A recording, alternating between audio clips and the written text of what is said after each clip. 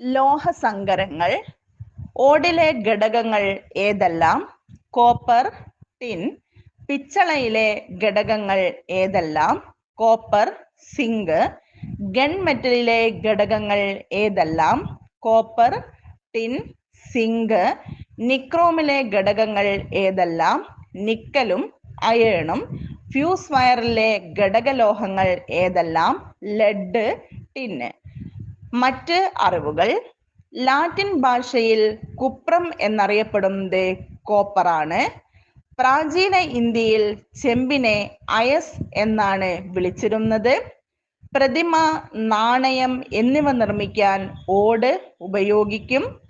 Condenser tube, വീട്ടുപകരണങ്ങൾ എന്നിവ നിർമ്മിക്കാൻ പിച്ചള ഉപയോഗിക്കും. തോക്കുകൾ, ഗിയറുകൾ, ബെയറിംഗ് തുടങ്ങിയവ നിർമ്മിക്കാൻ ഗൺമെറ്റൽ ഉപയോഗിക്കും.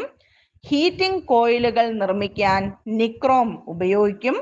ആദ്യമായി ഉപയോഗിച്ച ലോഹസങ്കരം ഓടാണ്.